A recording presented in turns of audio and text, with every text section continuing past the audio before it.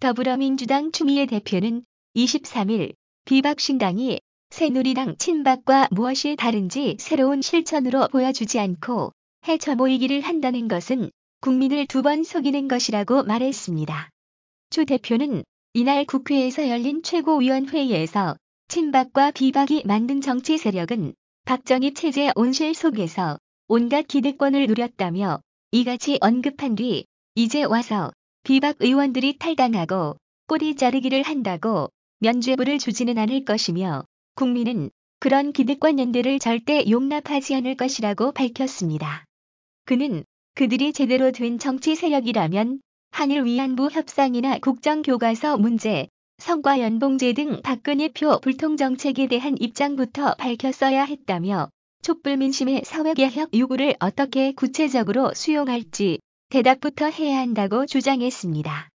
그는 최순실 재산이 10조 원에 이른다고 하는데 이는 박정희 일가의 차명재산이라는 의혹도 있다며 촛불민심은 대통령 박근혜를 바꾸자는 게 아니라 박정희 체제 자체를 종식해달라는 것으로 그 체제 종식 없이는 새로운 시대의 문을 열 수가 없다.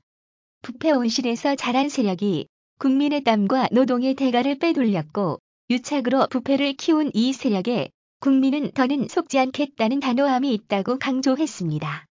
그는 이어 반기문 유엔 사무총장의 국가 발전에 한 몸 불사르겠다는 언급을 거론, 조국의 촛불 민심 앞에서 함부로 말하는 것은 적절하지 않다며 국민은 엄동설 안의 생업도 전폐하고 대통령 퇴진을 주장하면서 일상을 불살라 이 정권이 땅바닥에 떨어뜨린 국격을 지켜냈다.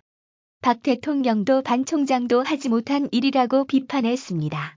추 대표는 그러면서 반 총장은 불과 몇 달 전만 해도 부패의 기득권 연장인 친박 세력의 반기문 대망론에 손들어주면서 의기양양했던 분 아니냐며 한 나라의 지도자가 되고자 한다면 고국의 촛불 민심이 무엇을 바라는지 성찰부터 해야 한다고 했습니다. 특히 추 대표는 국민은 어제 청문회에서 거짓말만 하면 얼굴이 빨개지고 굳어지는 우병우를 봤다며 지금도 최순실을 모른다는 뻔뻔함은 뭘 믿고 그러는지 이해를 못하겠다. 특검에서도 뻔뻔함이 통할지 지켜보리라고 말했습니다. 아울러 그는 헌법재판소가 빠른 결정을 내리기로 했다는 소식은 참 다행으로 환영한다며 빠른 결론만이 국정을 정상화하고 헌정 질서를 회복시키는 길이라고 했습니다.